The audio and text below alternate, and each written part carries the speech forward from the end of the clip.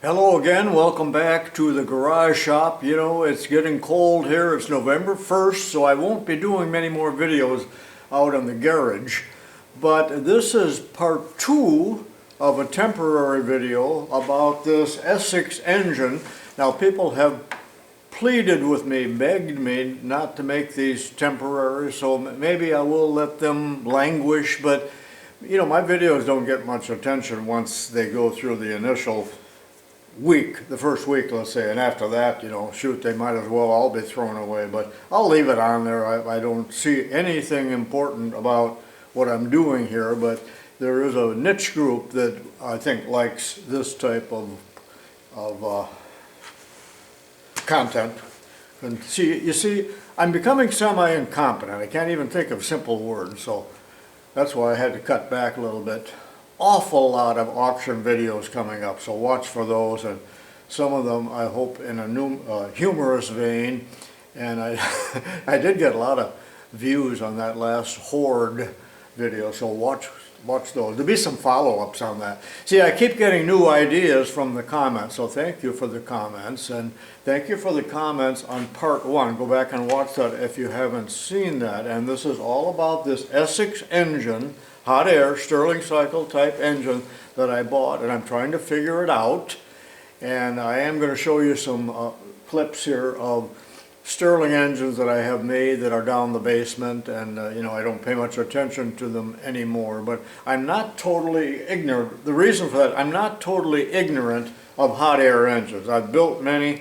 I understand the heat cycle and the cooling and the displacing and all of that really very well. Although I've forgotten more than what I used to know, I guess. And I have a lot of books on that.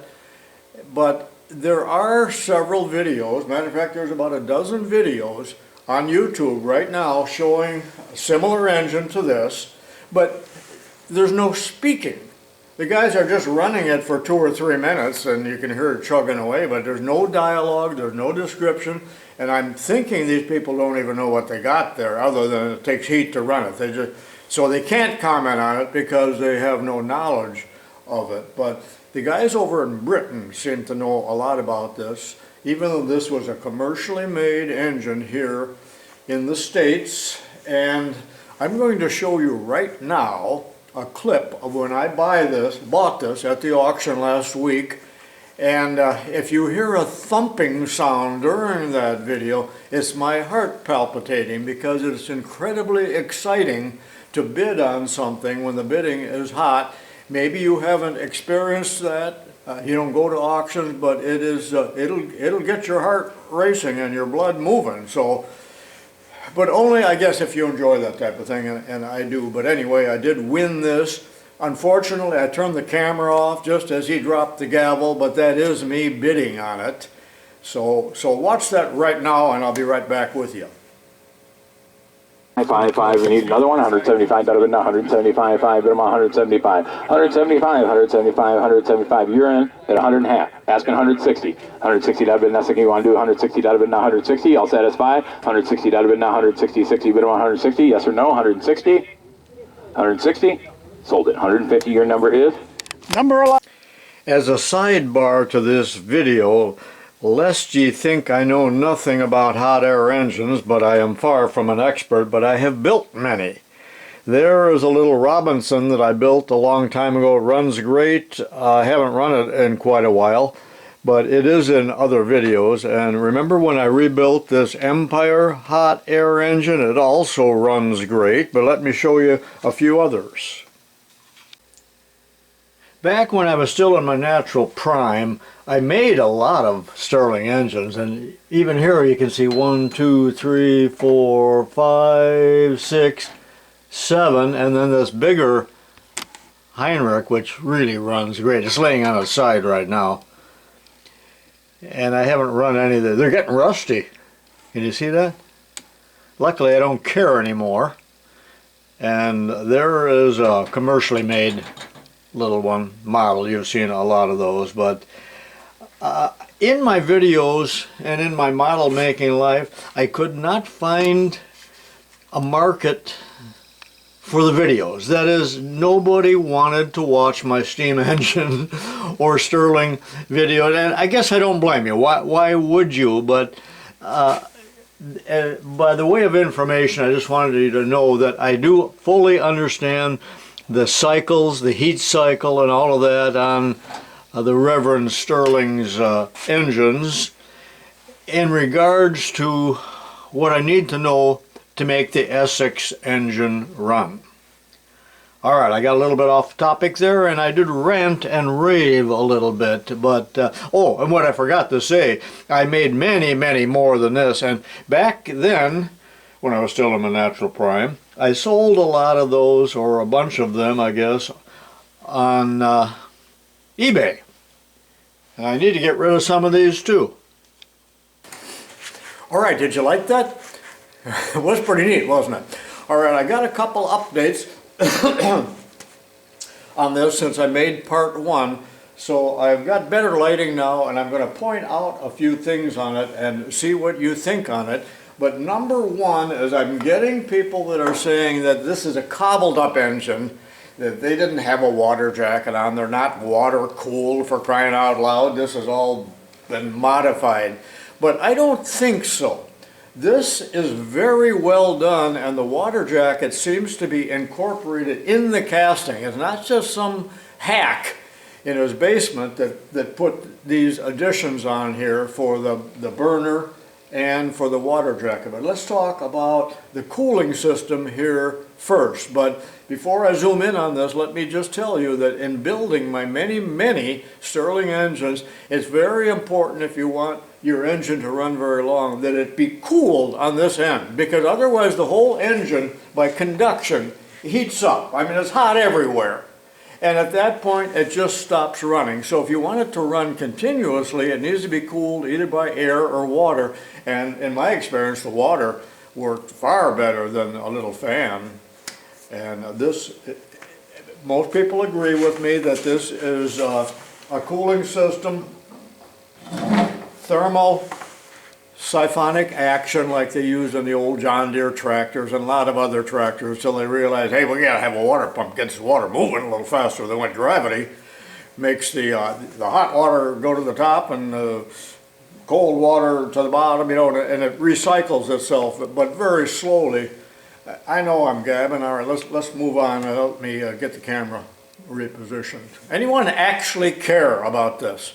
And then I'm shocked when people say, yes, we care a lot. But, and those of you that are saying that, I know you're very honest and sincere when you say that, but then when I look at the analytics and nobody's actually watching it, or they're watching a 20-minute video in 2 minutes, they don't care. So that's the truth right there, what I see in the analytics, more than the truth of a few people that are making comments. And I love your comments. I can't answer them all, but I do appreciate them, especially if you have knowledge of this. All right. Well, you quit talking and show us what you're going to show us is what you're thinking, and I don't blame you. All right, zoom in. First of all, yesterday I decided I'm going to make sure that this is drained and there isn't any water or anything in it for the winter. And when I did drain it, I got about 2 gallons out of there, which is why the blame thing was so heavy when I had to carry it to the car. But it was antifreeze water, about 50-50, and it was set for about 20 below. So there is no corrosion in there. There are no leaks, because apparently it was filled all of these years and drained very nicely there. So again, that holds about 2 gallons. And I'm going to refill that here when I do the final video. And this video, again, is just a temporary one. I'm not doing the actual work in it. I'm just thinking out loud is what I'm doing. But as the water heats up, it in the engine, it would rise and enter the tank. And I think I showed you in the last video, there are 7 tubes here on the top that go all the way through to the bottom. So those are the cooling tube. It's a radiator is what it is, a crude radiator, but no fan involved. So I just wanted you to know that it doesn't leak. So I don't have to worry about repairing it. Let me change the camera position again. So if you were inclined to think that this was cobbled up, look at the water jacket. It is cast iron, and you know it's threaded here and threaded here. If you look at some of the other ESSEX engines, you're going to see that they are air-cooled with fins on both ends. Now, I believe this is a totally different casting. It does no good to look at patent drawings. The patent drawings, I do have the patent drawing, only shows the general principles, and there's only one drawing for this, the general principles of the system here, not the details or the way it was actually manufactured. So look here once the way this water jacket is constructed all the way around. It's, you know, very well done. Some people might think that, you know, that's a spark plug there or something, but it's not. That's the displacer piston that is inside of this end of a hot air engine, and on the other end is the actual power piston that's doing the work. This end isn't doing any work. It's just moving the hot air back and forth from the cold end to the hot end. That's all it's doing. I think I've probably talked enough. Well, let me turn the engine totally around and we'll look at it from the back side.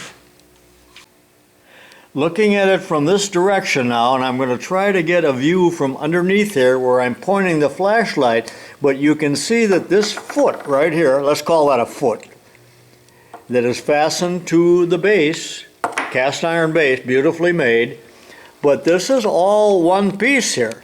That wasn't just welded on there or bolted on there, but that foot there is a portion of this water jacket casting. And I'm surprised that we're not seeing anywhere on YouTube this model, this variation of the ESSEX engine. Just in case you didn't watch that other video, this is the top of the cooling tank. This is where you fill it, and these are the tubes, and again, they go all the way through to the bottom, and this space here allows air to come in from the bottom. And right now I'll do it over here. I've got my finger into one of the tubes. So this is commercially made and very well made, that it's not leaking after approximately 100 years.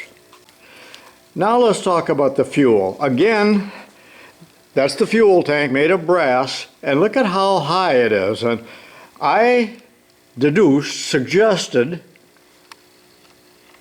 that it was up high in order to form a head, that is, some pressure.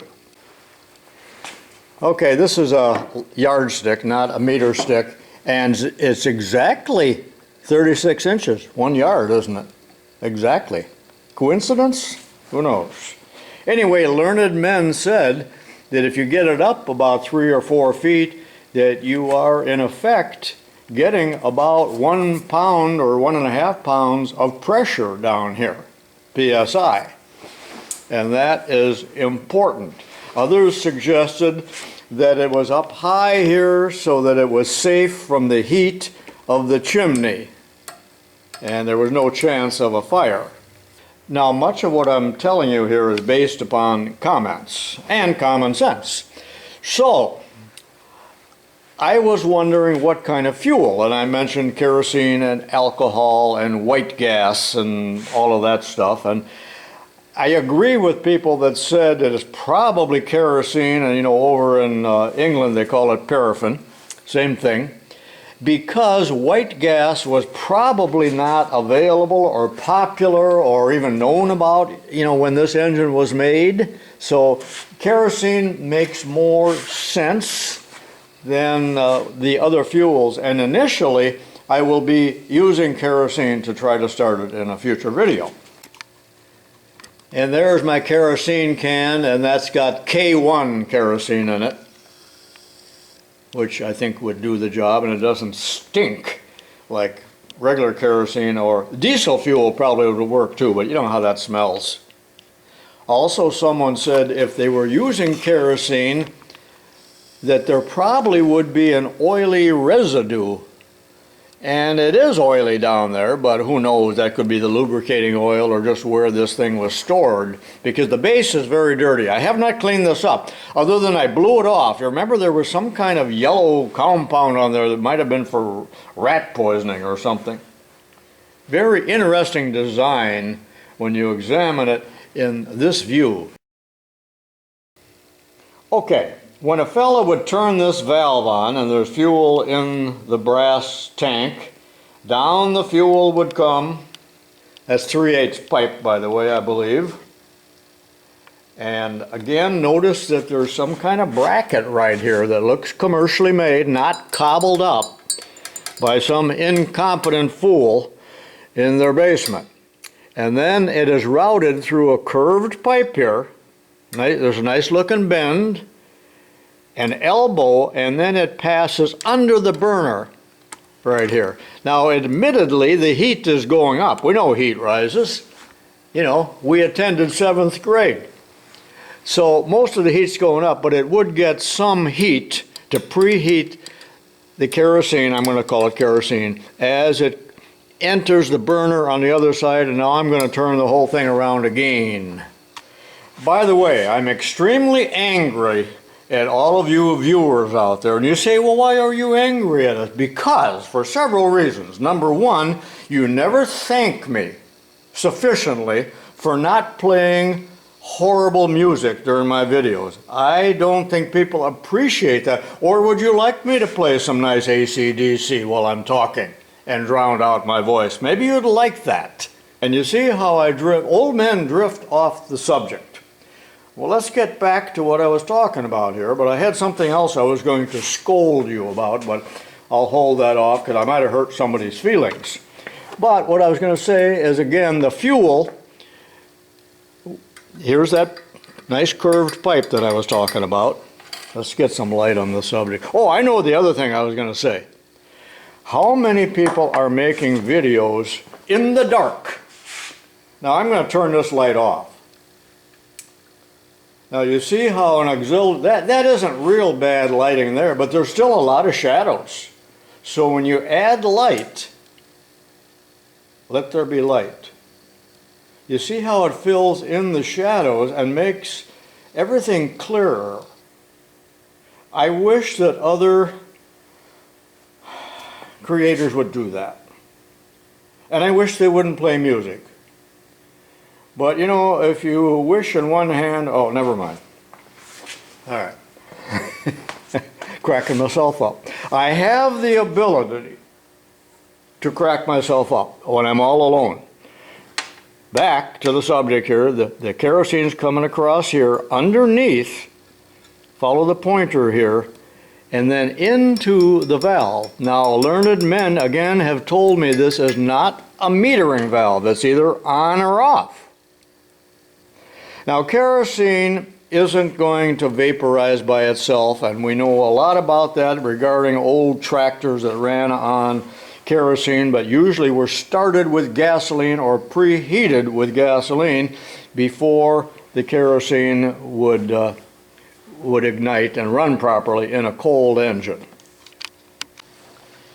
I've told you repeatedly that we played around with Dad's blowtorch when I was a kid, and he used gasoline or white gas in it. I forgot which it was. But if kerosene were put in this little preheat tray here, almost like a cup, it wouldn't light. As a matter of fact, if you would take a match and dump it into a Dixie cup full of kerosene, you'd put the match out.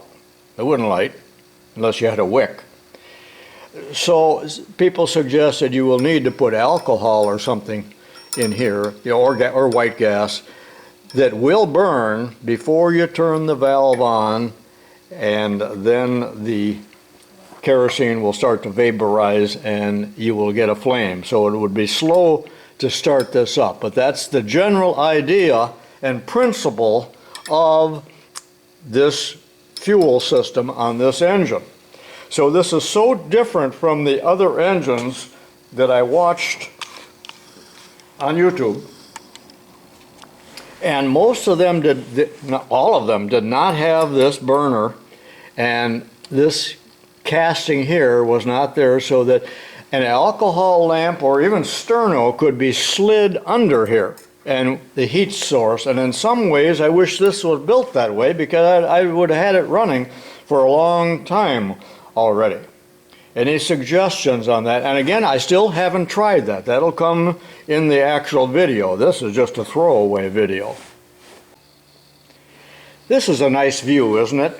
But remember that a Stirling engine, sometimes called a vacuum engine, because the piston is getting pushed in this direction and then it's getting sucked back in. So it's double acting, if you will, if you understand the term here.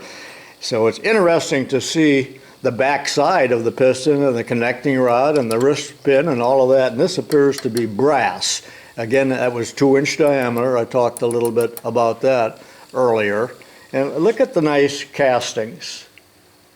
Just, you know, just a beautiful little setup, is it, if you appreciate this type of thing. And of course the drip oiler drips the drips the oil directly on the piston or into the cylinder, depending on the position of the piston. You know, one thing I didn't do yet, did I tell you it's cold out here? I know I did. So it looks like the stroke length is 1.5 inches approximately. And then you may ask, what was the purpose of this engine? Because it develops about, I think they said 1/45 of a horsepower, so it really has almost no power. Some people suggested that it would run a sewing machine. Well, I can't imagine in a fabric factory where you got cotton and all of that material that you would be running a kerosene burner, because this would be sooty, some soot produced. And you certainly wouldn't want that around goods. So I don't buy that it could possibly be used to run a sewing machine, but I know they were used for fans, but this is a pretty elaborate setup and it's producing more heat than what it is cool air. And I believe most of the fans that you saw on them were for cooling this end. However, remember there are actually three different pulleys here that a round belt could be put on to run some very low power device. And if anyone knows that, also put it in the comments. Give me comments. That's why I am making this throwaway video. Okay, give me a thumbs up if you like this type of thing. It would really help my channel, which has been ailing lately. Watch for these auction videos. There's a bunch of them coming. Did you like this video or not really? Was I too hard on you? I scolded you, kind of like I might have scolded kids at school. You didn't do your homework. But I'm having fun here, and I hope you are, and I will get this running. Oh, one thing I forgot to tell you, and matter of fact, I'm hesitant to tell you, but I did take a Burns-O-Matic and I played some heat right here into this hole, thinking that I could get enough heat to get it to run, and it did not run. I don't want to overheat it. I don't want to damage it. Heat did come out of the chimney when I did that, and it seemed like it wanted to run. If you're familiar with Stirling hot air engines, you will feel some power. Even if it's not running, you'll feel it like, I think I can. I think I can. You got it? All right. See you next time. Go back and watch part 1, and I might make these permanent if we'll see what happens. So this Mr. Pete saying so long for now, and hey, be sure and watch that hoarding video where I buy all of that stuff. Quite a few people are watching that. So all right, bye. And yes, that pile of rusty tools will be derusted with a combination of evaporust and electrolysis. So I didn't throw all that stuff away. People are mad at me because I'm throwing old tools away. But remember, I take stuff like this sometimes to a swap meet, and people will not even look at it. I generally have to throw it away there in a trash barrel at the venue because there is no market for it. Even though people are begging me, oh, could you send me your junk? Can I look through your trash can? Well, in reality, it doesn't happen. Nobody wants this stuff, including me. Over the years, I have bought and read many of the Lindsay publications. They were all reprints. These are old catalogs, 20 years or so. They went out of business.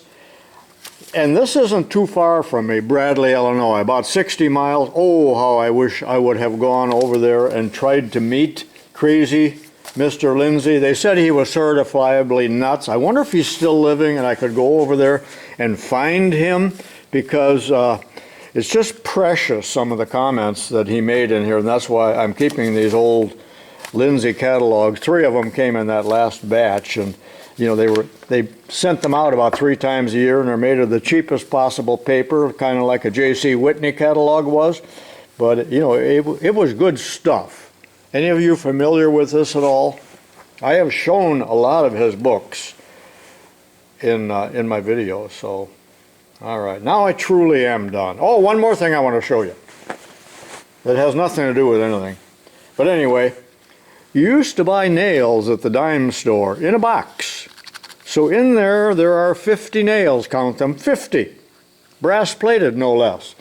And then, of course, it came where you bought these horrible little things, and they hung from a hook, you know, and the top broke off, and you were lucky if you could get this open or the bottom didn't blow out on you. And then they were sold in bubble packs, and just all different. I'm ranting. I know I am. But you know, you couldn't beat a little cardboard box filled, oh, I just ruined it, filled with nails. Oh, that's brittle. This must really be old.